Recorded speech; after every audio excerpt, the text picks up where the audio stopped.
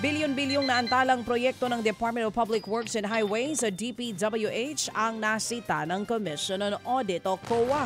Base sa 2024 Annual Audit Report ng COA, aabot po sa 241 billion pesos ang delayed projects ng DPWH na kanilang nasita. Kabilang na po dyan ang 138 billion pesos na mga proyekto na pinondohan ng gobyerno at higit 103 billion pesos na foreign assisted projects. Kabilang sa ugat ng delay ang umano'y kakulangan sa plano, detailed engineering at monitoring. Kasama sa mga naantalang proyekto ang pagpapatayo ng mga classrooms at maging ng farm-to-market roads. Binatikos naman ng isang eksperto ang dagdag sweldo na ibinigay ng Pangulong Bongbong Marcos Jr. sa militar. Ayon kay UP School of Economics Professor Shelo Magno, iresponsable ang hakbang na ito ng Pangulong Marcos Jr. Halatang kabado raw ang Pangulo kaya naging padalos-dalos ito. Ang tingin ni Magno, inaprubahan ng Pangulo ang aumento para manatili ang suporta ng militar sa kanya sa kabila ng maugong na planong destabilisasyon. Yun nga lang, malaki daw ang implikasyon nito sa fiscal position ng bansa. Dahil hindi malinaw kung saan huhugutin ang pondo at wala ring pag-aaral kung ano ang magiging epekto nito sa paglobo ng utang at maging sa ekonomiya ng ating bansa. For me, medyo napaka-irresponsible nung ginawa ng Pangulo dahil hindi lang yan irresponsible sa mga mamayan, kundi irresponsible din sa military and uniform personnel kung wala namang garantiya kung saan mapagkukuhanan ng pondo. Yan nga po ang tinig ni UP School of Economics, Professor Shelo Magno. Samantala sa iba pang balita, mas lumala naman daw ngayon ang sitwasyon pagdating sa usapin ng supply ng gamot para sa mga may sakit na kanser sa bansa.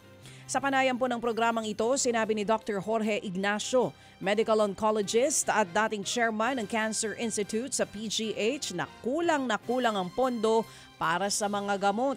Dahil nga dyan, hindi na raw sapat ang supply para sa lahat ng pasyente na may kanser. Base sa datos, kanser ang pangalawa sa mga sakit na nakamamatay sa buong mundo.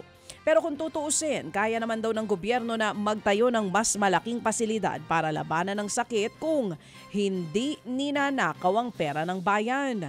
Sa pagtataya po ng PGH, halos 10 bilyong piso ang kakailanganin para maitayo ang isang modernong Cancer Institute facility, pero naghahanap pa rin sila ng pondo para rito. Napakasakit, isipin mo, naghahanap kami ng private partner. Yung pala kayang-kaya lang naman palang pondohan ng isang gobyerno natin kung hindi lang dahil sa korupsyon.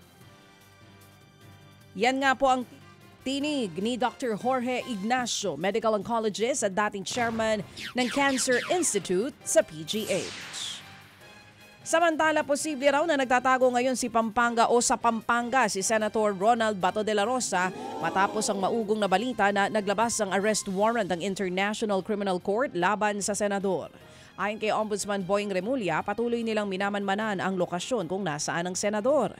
Si Remulla ang unang nagkumpirma tungkol sa warrant laban kay Senator Bato, pero tumanggi siyang magbigay ng iba pang detalye. Sa kabila naman ito, wala pang nilalabas na red notice ang Interpol laban kay Bato at wala ring natatanggap na kopya ng naturang warrant ang DILG maging ang DFA.